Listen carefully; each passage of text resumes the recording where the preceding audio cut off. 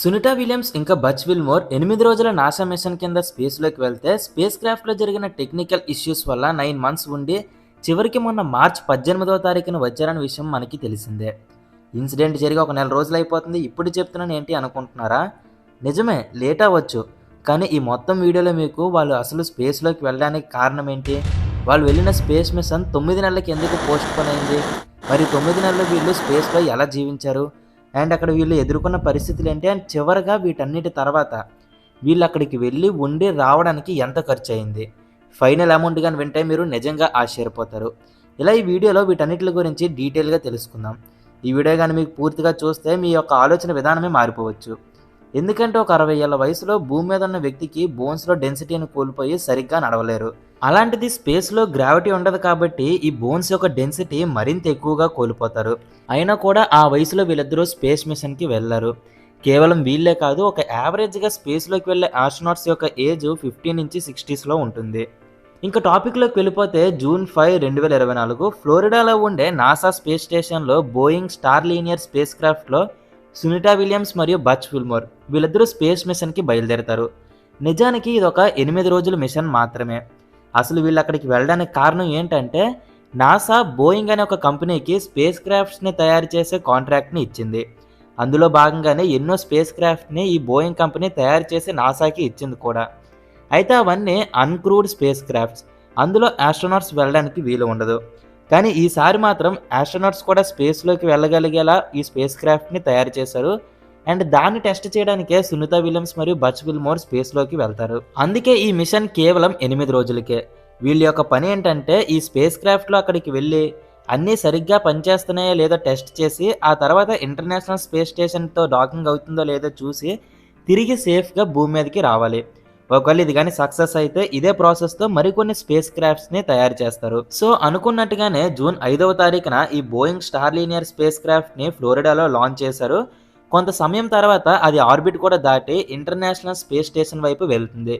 ఇంకా నాసా మరియు Boeing company కూడా మొత్తం బాగానే ఉంది అనుకున్న సమయానికి సడన్గా స్పేస్ క్రాఫ్ట్లో ఉండే 28 మాన్యువరింగ్ థ్రస్టర్స్లో 5 పనిచేయడం మానేస్తాయి. ఈ థ్రస్టర్స్ స్పేస్ క్రాఫ్ట్కి స్టీరింగ్ లాగా పనిచేస్తాయి. అంటే స్పేస్ క్రాఫ్ట్ యొక్క పొజిషన్ మరియు డైరెక్షన్ చేంజ్ అవ్వాలంటే ఖచ్చితంగా ఇవి ఉండాలి. సో కరెక్ట్గా ఐఎస్ఎస్కి చేరుకుంటున్న సమయంలో ఈ 28 థ్రస్టర్స్లో 5 పనిచేయడం మానేస్తాయి. అప్పుడు మన భూమి మీద ఉన్న నాసా ఇంజనీర్స్ మరియు బోయింగ్ కంపెనీ యొక్క ఇంజనీర్స్ ఈ 5 థ్రస్టర్స్లో 4 పనిచేసేలా చేస్తారు. దీని కారణంగా మిగిలిన ఒకటి పనిచేయలేనప్పటికీ 27 థ్రస్టర్స్ పనిచేస్తున్నాయి కాబట్టి సేఫ్గా ఐఎస్ఎస్తో డాకింగ్ చేస్తారు. ఇక్కడ డాకింగ్ అంటే ఈ స్పేస్ క్రాఫ్ట్ ఐఎస్ఎస్కి వెళ్ళి అటాచ్ అవ్వడం. ఎప్పుడైతే ఇలా అటాచ్ అవుతుందో ఆస్ట్రోనాట్స్ స్పేస్ క్రాఫ్ట్లో నుంచి ఐఎస్ఎస్లోకి వెళ్ళడానికి వీలుంటుంది. దీన్నే డాకింగ్ అని అంటారు. అయితే ఏదో ఒకలాగా ఫెయిల్ అయిన ఆ థ్రస్టర్స్ని మళ్ళీ వర్క్ అయ్యేలా చేశారు. అండ్ ఐఎస్ఎస్లోకి అయితే సేఫ్గా ఈ ఆస్ట్రోనాట్స్ వెళ్ళిపోయారు. ఇంకా వీళ్ళు ఐఎస్ఎస్లోకి చేరుకున్నాక ఈ స్పేస్ క్రాఫ్ట్ యొక్క వర్కింగ్ కండిషన్ని చెక్ చేస్తుండగా వీళ్ళకి మరొక షాకింగ్ విషయం తెలిసింది. అదేంటంటే ప్రొపల్షన్ సిస్టంలో హీలియం లీక్స్ అవుతున్నాయని. సింపుల్గా చెప్పాలంటే ఇంజన్ పార్ట్ మొత్తాన్ని కలిపి ప్రొపల్షన్ సిస్టమ్ అని అంటారు. అందులో ఇందాక మనం చెప్పుకునే ఈ థ్రస్టర్స్ మరియు ట్యాంక్, ఫ్యూయల్ ట్యాంకు, ఇంకా హీలియం గ్యాస్ ఉంటాయి. ఈ థ్రస్టర్స్ పనిచేయాలంటే ట్యాంక్లో ఉన్న ఫ్యూయల్ని హీలియం గ్యాస్ ప్రెజర్ ద్వారా థ్రస్టర్స్లోకి పంపించాలి.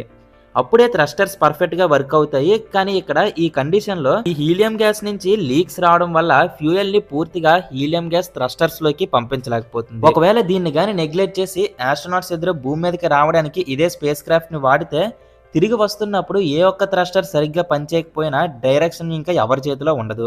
సో దీనివల్ల స్పేస్ క్రాఫ్ట్ క్రాష్ అయ్యే ప్రమాదం కూడా ఉంది. దీనితో పాటు ఇందాక ఇంజనీర్స్ వర్క్ అయ్యేలా చేసిన ఆ థ్రస్టర్స్లో ఒకటి ఓవర్గా హీట్ అయిపోయింది. ఒక పక్క థ్రస్టర్స్ సరిగ్గా వర్క్ అవడం లేదు, మరొక పక్క ఈ థ్రస్టర్స్కి ఫ్యూయల్ అందడానికి వాడే హీలియం గ్యాస్లో లీక్స్ ఏర్పడుతున్నాయి. ఆస్ట్రోనాట్స్ యొక్క సేఫ్టీని దృష్టిలో పెట్టుకుని నాసా ఇద్దరి ఆస్ట్రోనాట్స్ని కొన్ని రోజులు స్పేస్లోనే ఉండమని, అంటే ఐఎస్ఎస్లోనే ఉండమని చెప్పారు.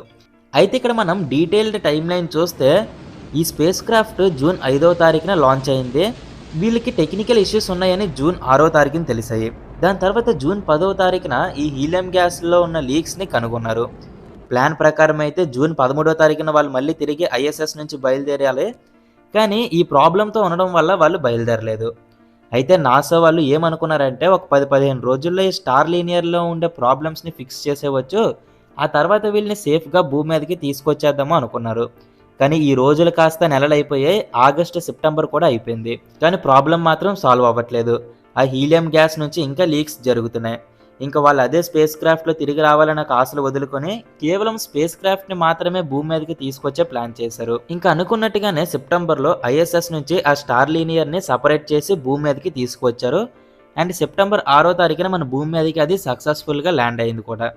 కానీ అందులో సునీత విలియమ్స్ మరియు బచ్ విల్మోర్ వీళ్ళిద్దరూ లేరు. వాళ్ళు ఐఎస్ఎస్లోనే ఉండిపోయారు. ఈ స్పేస్ క్రాఫ్ట్ భూమి మీదకి వచ్చిన 20 రోజుల తర్వాత ఎలాన్ మస్క్ కంపెనీ అయిన స్పేస్ ఎక్స్ డ్రాగన్ క్యాప్సూల్ అనే ఒక స్పేస్ క్రాఫ్ట్ మరొక ఇద్దరు ఆస్ట్రోనాట్స్ని తీసుకుని ఐఎస్ఎస్కి చేరుకుంది.